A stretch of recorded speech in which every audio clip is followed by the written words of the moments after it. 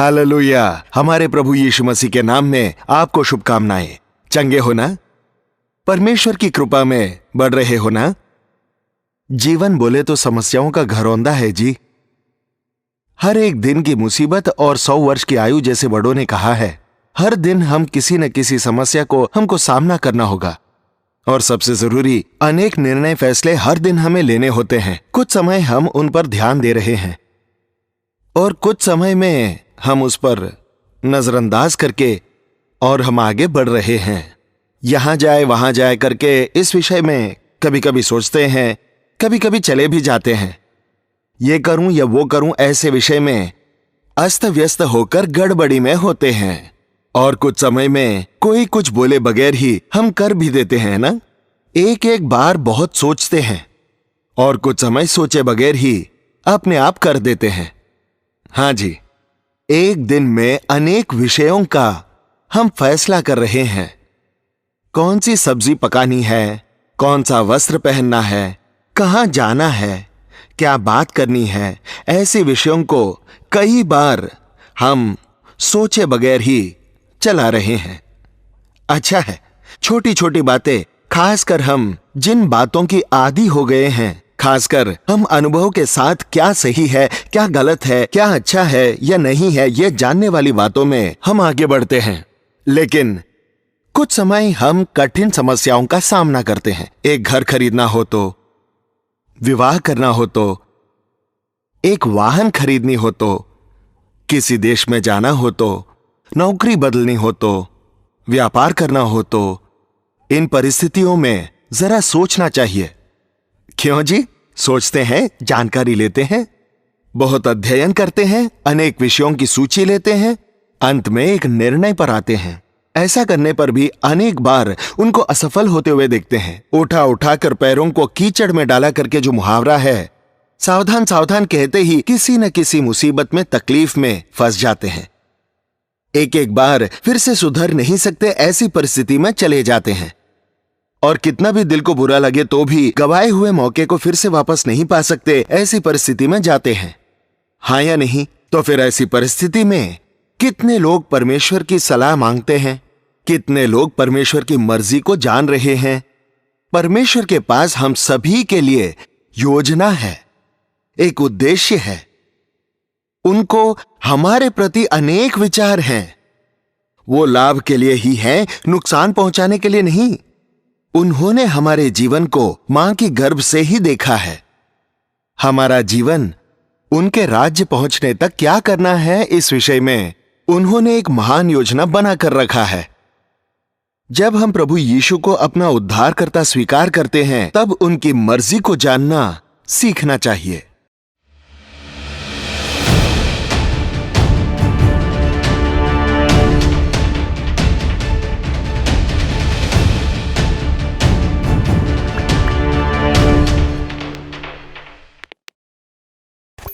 प्रकाशित वाक्य 21वां अध्याय शुरुआत से लेकर कुछ आयतों को पढ़ रहा हूं, ध्यान दीजिए।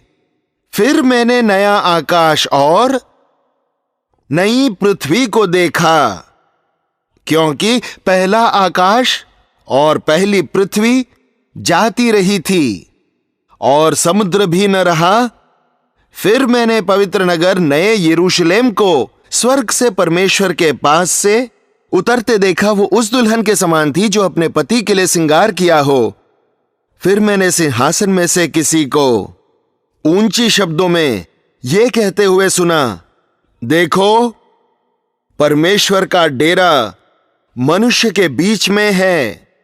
वो उनके साथ डेरा करेगा और वे उनके लोग होंगे, और परमेश्वर आप उनके साथ रहेगा और उनका परमेश्वर होगा। वो उनकी आंखों से सब आंसू पोंछ डालेगा, और उसके बाद मृत्यु न रहेगी, और न शोक, न विलाप, न पीड़ा नहीं रहेगी। पुरानी बातें जाती रहीं। जो सिंहासन पर बैठा था उसने कहा, देख, मैं सब कुछ नया कर देता हूं। देख, मैं सब कुछ नया कर देता हूं। लिख ले, क्योंकि ये वचन विश्वास के योग्य और सत्य है, बिल्कुल सत्य। उसने कहा। यहां पर यीशु मसीह के चेलों में से एक यूहन्ना को परमेश्वर ने दर्शन दिया। प्रभु यीशु के सभी चेले शहीद हो गए थे। मसीह का प्रचार मैं बंद नहीं करूंगा करके कहने से, मूर्तियों को दंडवत न करने की वजह से, उन दिनों के राजाओं को खुश न रखने की वजह से सताए गए, मारे गए, तलवार से घायल किए गए, ऊपर से नीचे गिरा दिए गए। केले को जिस प्रकार छीलते हैं उसी समान उनकी चमड़ी उधेड़ दी गई। एक एक शिष्य को एक एक प्रकार से एकदम दर्दनाक रीति से सता के मार दिए गए। लेकिन यूहन्ना कई प्रकार से उसे राजा के द्वारा सताए जाने पर भी, उबलते हुए तेल में डालने पर भी वे मरे नहीं। चुभाए गए, पीटे गए तो भी मरे नहीं। इसी वजह से राजा तंग आकर इसे ले जाकर पतमूस नाम के द्वीप में डाल दीजिए। वो एक द्वीप है जिसके चारों ओर पानी है, उसके बीच में एक जमीन है, एक द्वीप है, कोई नर जाति न रहने वाली जगह, वहां ले जाकर डाल दीजिए करके कहा गया था। यूहन्ना तब एक बुजुर्ग था। जब फेंक दिया गया तब उस पतमूस के द्वीप में परमेश्वर ने उन्हें दर्शन के द्वारा बताया गया किताब ही प्रकाशित वाक्य की किताब है। पवित्र शास्त्र की बाकी पुस्तकें जो है वे इतिहास हैं, घड़ने वाली घड़ी हुई हैं, लेकिन प्रकाशित वाक्य प्रवचन है, होने वाली बातों को लिख रहा है। पवित्र शास्त्र के 61 पुस्तक के बारे में प्रचार करना आसान है, लेकिन 66वां पुस्तक जो प्रकाशित वाक्य जो है उस पर संदेश देना कठिन है, क्योंकि वहां पर कोई भी बात स्पष्ट रीति से लिखी हुई नहीं है। लेकिन कुछ अवसर पर, जरूरत पड़ने पर पवित्र आत्मा उन विषयों को स्पष्ट कर रहे हैं, पूरा कर रहे हैं।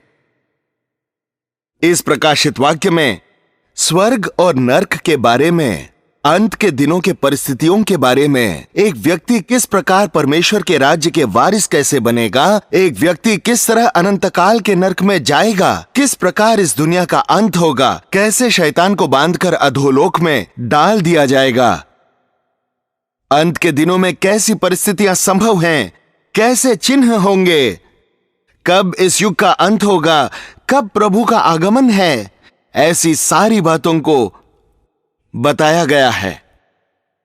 बहुत महत्वपूर्ण है यह प्रकाशित वाक्य की किताब।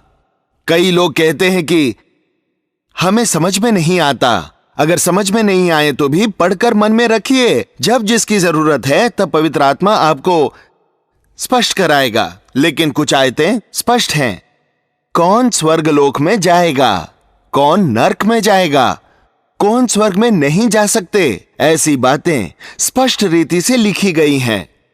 इस दुनिया में जीने वाले हम हर दिन में व्याकुल हो रहे हैं, हम नएपन के लिए इंतजार कर रहे, हम स्वर्गलोक के बारे में जानने की बहुत ही जरूरत है। ये पृथ्वी, ये आसमान बीत जाएगा। देखिए, आज पृथ्वी बिगड़ चुकी है। एक समय में खाद डाले बगैर ही फसल आते थे। आज खाद नहीं डालेंगे तो फसल नहीं आती है। पृथ्वी अपनी उपजाऊ को खो चुकी है। एक समय में मिट्टी से बनाए गए घर सीमेंट से बांधे हुए घर से भी मजबूत हुआ करती थी। मिट्टी में इतनी ताकत थी।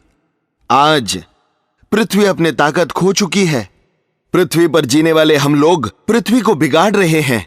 हवा, पानी, आग, पृथ्वी, आसमान, ये परमेश्वर ने दिए हुए वरदान हैं। ये हवा खराब हो गया है। अब ये हवा दूषित हो गई है। ये मोटर बाइक, ये कार छोड़ रही दूषित हवा से पेड़ परमेश्वर ने दिए हुए दूषित हवा वो लेकर अति जरूरी मंद हवा हमको देगी करके उनको काटकर, पतरे लगाकर, फ्लैट बांधकर, इमारतें के इमारतें बांधने की वजह से ग्लोबल वार्मिंग अधिक हो गई करके, पृथ्वी गर्म हो जा रही है करके, बर्फ पिघल रही है करके शोध कर रहे हैं। ये पृथ्वी खराब हो चुकी है। पृथ्वी के ऊपर लोग भी खराब हो गए हैं। एक समय जब परमेश्वर आसमान से झांक कर देखने पर सारी पृथ्वी बिगड़ गई थी, हर स्थान बलात्कार से भरा हुआ था करके मनुष्य को बनाने के कारण से परमेश्वर दुखी हुआ। इस पृथ्वी को मैं नाश कर दूंगा करके कहा था। नूह को देखा, ईमानदार नूह को देखकर उनको एक काम सौंपा, मेरे लिए एक नाव बना। उस नाव में 2-2 जानवर करके हर नर मादा जानवर को बुला। मुझ पर भरोसा करने वालों को इस नाव में आने को कहो करके बोला। नूहा कितने समय तक बोलने पर भी, कितने बार बोलने पर भी किसी ने नहीं सुना वो बात। तूफान आएगा, मुसीबत आने वाली है, पृथ्वी के ऊपर श्वास लेने वाली हर एक जीव मर जाएगा, हर व्यक्ति मर जाएगा। इस नाव में जो रहेंगे उनको उद्धार है, नाव में आइए करके नूहा ने बोला। लेकिन उन दिनों के लोगों ने मजाक उड़ाया, खिल्ली उड़ाई। ये बुढ़ा पागल हो गया है, ये बाढ़ क्या, ये तूफान क्या, दुनिया नाश हो जाना क्या करके उन्होंने भरोसा नहीं किया। परमेश्वर के कहने के मुताबिक नाव में प्रवेश किया। नूहा, उसकी पत्नी, उनके 3 बेटे, उनके 3 बहुएं नाव के अंदर चले गए।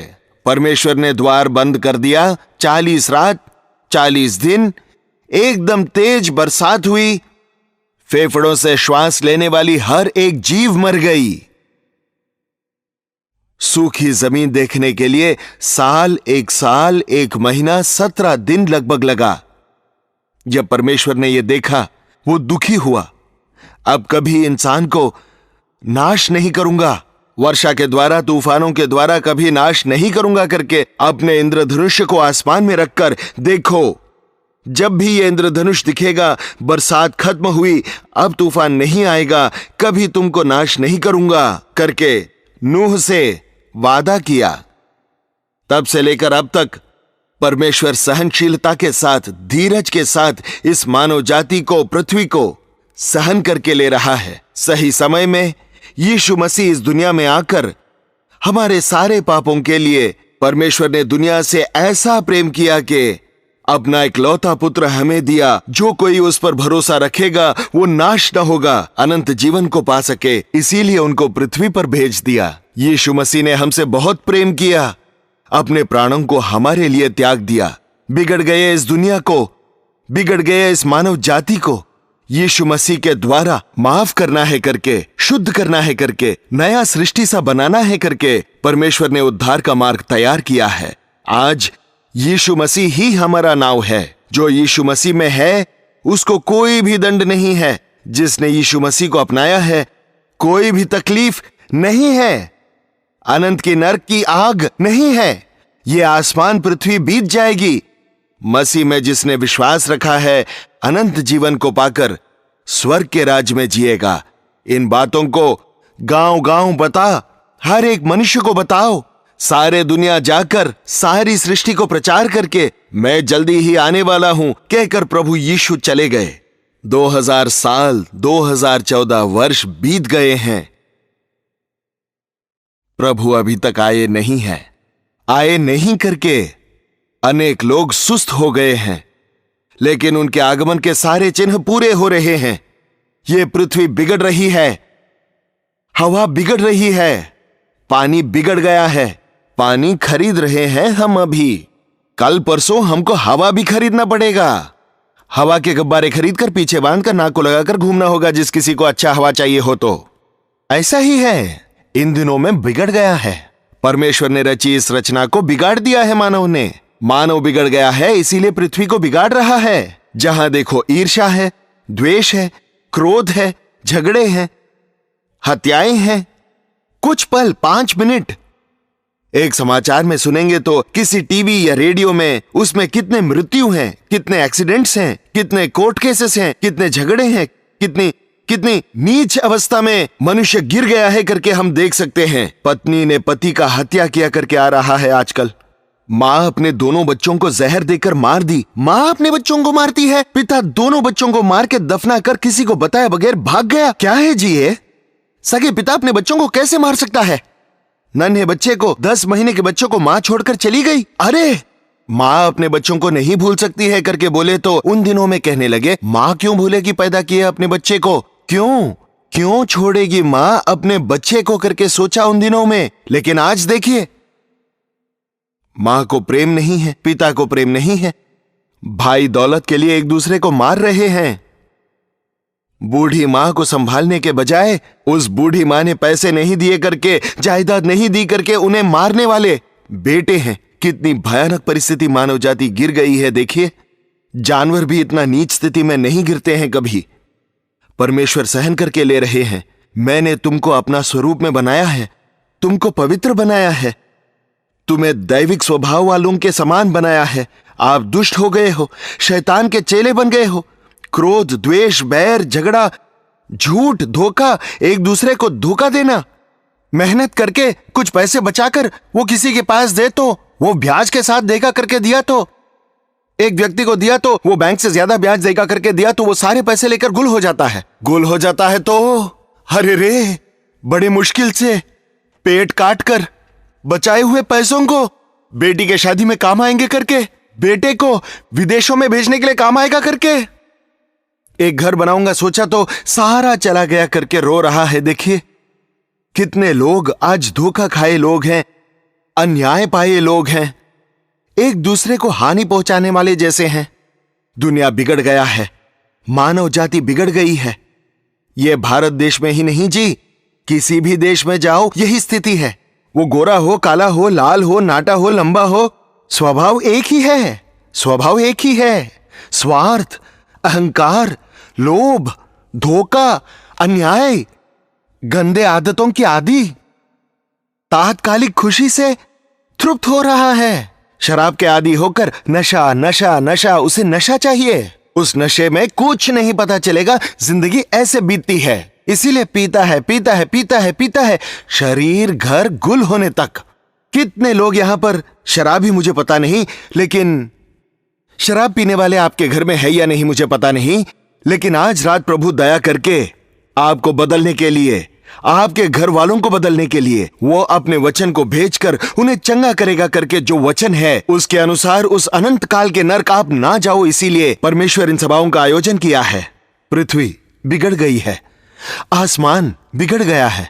किसी भी व्यक्ति को पूछिए कैसे हो करके पूछे तो चंगा हो ना करके मैं हर रोज पूछता हूँ टीवी में आपके पास आकर, और अगर किसी दिन मैंने ना पूछा तो आज पास्टर साहब ने नहीं पूछा करके विवाद कर रहे हैं। इसी वजह से समय काफी न होने पर भी इस 30 मिनटों में 28 मिनट में समेटना होता है मुझे, कोई भी बात को न गवाते हुए। वो बहुत ही बड़ा काम है। वो कभी कभी वो छोटी बात 1 सेकंड 30 सेकंड होता होगा शायद, फिर भी उसको जोड़ने की कोशिश करता हूँ, क्योंकि चंगा होना है।